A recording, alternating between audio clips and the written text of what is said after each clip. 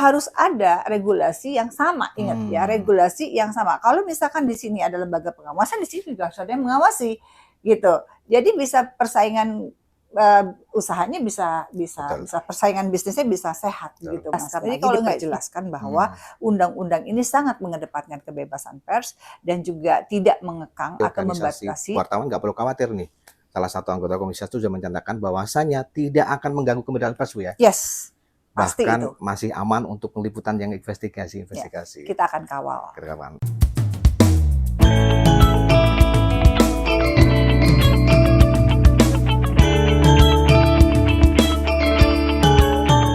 Para konco poros dulur, apa kabar Anda? Mudah-mudahan sehat selalu. Para konco poros dulur, minggu-minggu ini bahkan pekan-pekan ke depan, bahkan bulan-bulan ke depan, undang-undang penyiaran akan semakin marak.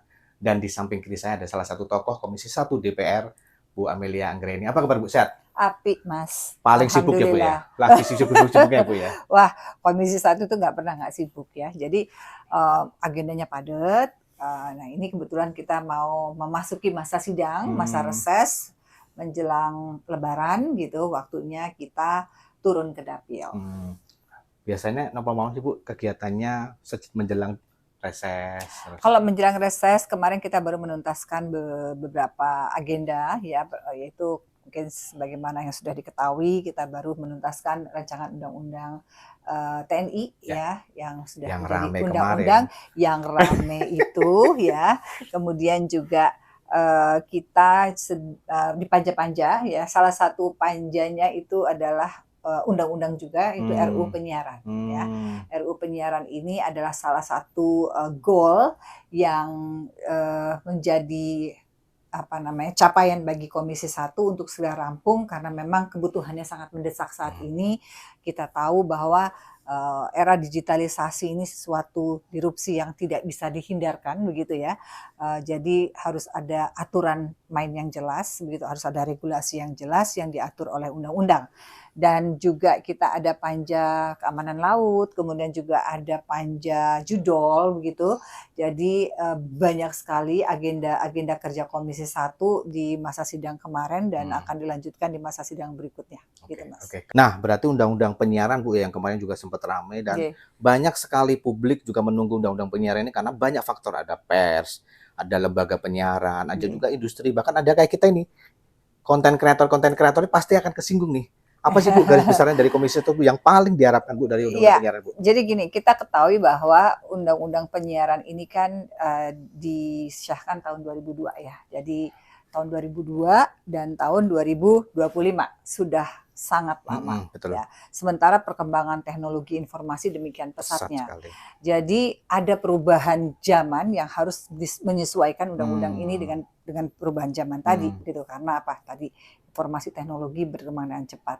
Nah, dari definisi undang-undangnya sendiri itu sudah berbeda ya Mas ya. Dan sekarang kita ketahui bahwa di era digitalisasi ini kita juga menghadapi tantangan sendiri. Jadi kalau kami satu yang ingin kami suarakan dan kami tekankan agar undang-undang ini juga menjadi undang-undang yang mempunyai kemanfaatan bagi bangsa dan negara terkait dengan equal playing field. Jadi kita harus mempunyai atau menciptakan kompetisi yang berimbang atau kompetisi yang berkeadilan antara platform global atau platform digital dan media konvensional. Mungkin Mas tahu ya bahwa media konvensional dalam hal ini media mainstream itu suffer sekali. Terancam Bu. Terancam menghadapi kompetisi yang tidak sehat ini ya. Karena apa? Regulasinya sedemikian ketatnya bagi TV media konvensional, khususnya TV gitu ya. Ada Komisi Penyiaran Indonesia yang mengawasi semua konten yang ditayangkan oleh media mainstream. Tetapi sebaliknya, media digital atau platform digital itu tidak ada larangan, tidak ada pengawasan terhadap konten atau siar yang mereka lakukan. Jadi tentu saja ini akan mematikan industri satunya, ya. Jadi tidak sehat. Sementara seharusnya semuanya harus berjalan dengan seimbang dan regulasi yang sama. Nah, regulasi ini atau payung hukum inilah yang akan kami artikulasikan, akan kami perjuangkan di dalam undang-undang penyiaran ini, salah satunya itu. Karena kalau tidak ini industri akan mati, Mas. Ya. Dan kemudian tidak ada juga batasan-batasan bagi media digital dalam hal ini konten negatif, kemudian nuansa yang berbau kekerasan, kemudian juga sara, kemudian juga seksual begitu dan lain sebagainya. Ini yang harus dibuat aturannya gitu supaya juga ingat loh, penyiaran ini kan terkait dengan generasi muda kita ya, sesuatu yang sifatnya informasi yang valid. Betul. Nah, informasi yang valid itu kalau media mainstream dalam hal ini TV begitu ya, atau apapun itu radio, itu sudah melalui apa namanya research, kemudian ada biaya operasional, ada operational cost, ada apa namanya production cost yang dikeluarkan atau ditimbulkan untuk membuat sebuah berita begitu ya. Lalu nanti berita yang dikeluarkan atau yang sudah diproduksi oleh TV swasta, TV ini tadi akan di TV nasional akan diagregat oleh media digital atau mereka tayangkan streamingnya begitu ya kan, dengan tadi cost yang tidak sebesar yang dikeluarkan oleh TV nasional. Nah, dalam hal ini tahapan dari proses undang-undang penyiaran ini kami sedang mendengarkan ya masukan dari para pakar begitu, kemudian akademisi, civil society, kemudian pelaku media, baik itu media digital maupun media konvensional. Seperti kemarin kita ingin mendapatkan insight sehingga undang-undang ini akan apa namanya kuat begitu sebagai apa namanya payung yang bisa memayungi tentang kompetisi berkeadilan ini. Jadi kita mengundang asosiasi TV swasta, asosiasi TV nasional, kemudian TV digital, radio, TVRI, kemudian juga Antara. Ya. Dan keresahan itu muncul Bu di itu. Semua keresahan itu muncul. Muncul artinya memang ini kebutuhan yang mendesak, betul. Ya harus ada regulasi karena kita tahu juga konten negatif selama ini kan juga marak dan berimplikasi pada anak bangsa ke depan gitu ya, tidak ada rambu-rambunya, tidak ada aturannya, jadi memang harus diciptakan sekali lagi kompetisi yang berkeadilan ya, kompetisi yang sama sehingga dua-dua industri ini harus jalan, harus kita juga harus seiring begitu, tetapi itu tadi harus ada sama-sama mempunyai aturan main atau regulasi yang jelas, yang sama gitu. Nah mungkin itu Pro Konco, jadi memang generasi sekarang itu adalah generasi ketiga. Generasi pertama adalah cetak, generasi kedua adalah radio dan televisi, generasi ketiga ini internet ini super bebas ya Bu ya. Dan itu makanya RUU penyiaran salah satunya akan mengcover kalau bisa dibikin seimbang, kalau bisa dibikin satu lahan yang sama, dan bahkan kalau bisa Bu Amel waktu itu pernah bilang iklan-iklan di BUMN masuk dong ke televisi konvensional untuk mendukung agar tidak tergerus dengan media-media digital gitu kan. Betul. Kan iklannya sekarang kan tergerus di segmented udah ada di situ tuh Bu. Sudah ada di situ. Nah, jadi memang harus ada sebuah keharusan juga begitu ya. Bagi mungkin perusahaan plat merah atau BUMN atau itu juga bisa beriklan di TV-TV nasional begitu. Dan juga bagi TV nasional juga harus bisa mengikuti perkembangan teknologi informasi juga ya dengan AI begitu, dan juga harus mencari formulasi agar industri ini juga bisa bersaing mengikuti zaman karena terus terang saja ya, kita sekarang memang jarang sekali masyarakat itu sekarang menonton TV di rumah. Satu mungkin keterbatasan waktu begitu, mereka lebih glue di dawai ya, di handphone begitu, karena itu yang mudah diakses gitu, sambil macet bisa lihat TV atau bisa lihat tayangan sosial media. Jadi itu yang menjadi PR kita bersama begitu ya Mas ya.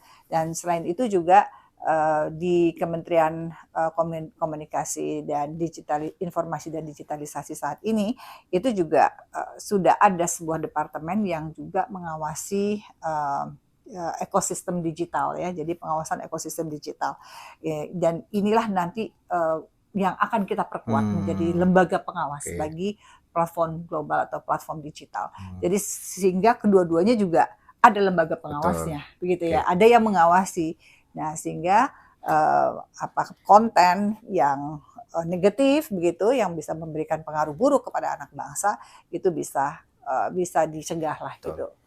Nah, para konco memang kata Bu Amel adalah tadi perkembangan. Jadi pertelevisian pun sekarang mengikuti perkembangan dengan sistem konvergensi Bu ya. Yes, Televisi konvergensi. ngikutin ke digital, bahkan berita-berita sekarang Iya, akan naiknya ke YouTube iya, seperti itu. Tapi memang perlu diatur kemudian untuk agar tidak terjadi saling serang gitu kan. iya, Yang terjadi sekarang adalah banyak iklan di media sosial, ya media digital yang lebih marak Bu ya. iya, Lebih banyak dan juga di media konvensional itu begitu kurang. iya. Terus jadi ini tapi tidak akan mengetatkan teman-teman jadi konten kreator kan Bu ya Oh, nanti?